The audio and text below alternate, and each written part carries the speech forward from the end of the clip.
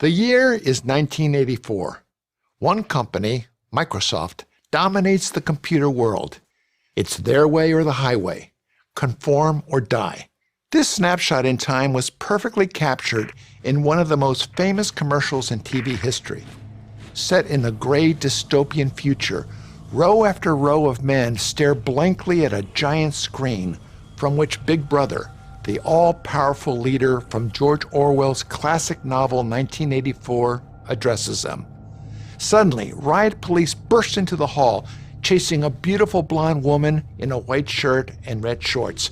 Before they can grab her, she hurls a sledgehammer into the screen, shattering Big Brother and his grip on the masses. The narrator informs us that Apple's breakthrough product, the Macintosh computer, will be the device that sets us all free. Looking back, Apple largely lived up to its promise. A new wave of companies, each in its own way, followed the example set by Apple's legendary CEO, Steve Jobs. Google gave us instant access to vast amounts of information. Facebook gave us a new way to connect with friends, family, and the world.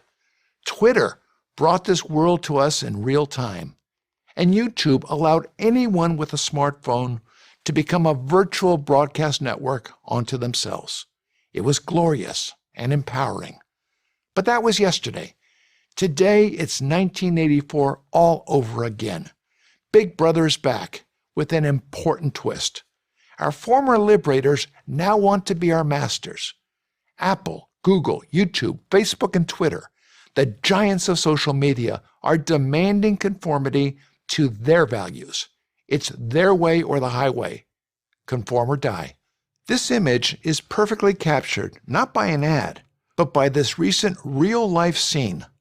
Row after row of men and women stare up at Tim Cook, Apple's CEO, as he makes a presentation, ironically before a civil rights group. We only have one message for those who seek to push hate, division, and violence. You have no place on our platforms, Cook tells his audience. You have no home here. Hate? Division? According to whom? The answer is obvious. According to Apple, Google, YouTube, Facebook, and Twitter. They are becoming the Big Brother Orwell foresaw. Conform or die. Cook's ideas are exactly the same as his fellow chief executives at Google, YouTube, Facebook, and Twitter. Disagree with Big Brother on, say, politics or morality, and Big Brother will shut you up by shutting you down. And what is it that Big Brother doesn't like? Well, Tim Cook said it. Anything that doesn't conform to his left-wing worldview. The examples are numerous and growing. Meghan Murphy, a Canadian feminist, is permanently banned from Twitter for refusing to refer to the transgendered by their preferred pronoun, and for writing, "Women aren't men." Google, Facebook, and Twitter all at various times refused to carry political ads from Tennessee Republican candidate Marsha Blackburn promoting her conservative views. She's hardly the only one this has happened to. And as many of you know, YouTube continues to restrict over 100 of PragerU's videos, finding them inappropriate for children. These include titles like, "Why Did America Fight the Korean War?" Broad-based studies by the American Institute for Behavioral Research and Technology and by Northwestern University have confirmed what these examples clearly suggest: bias against conservatives at Google and other big tech sites. And this is the bias we can plainly see. What we don't see, what Big Brother hides from us, what is referred to as shadow banning, may be even more pernicious. If you're on the left, maybe you're okay with this. But if you're not on the left, or even if you are and you revere the First Amendment, you should be concerned, very concerned.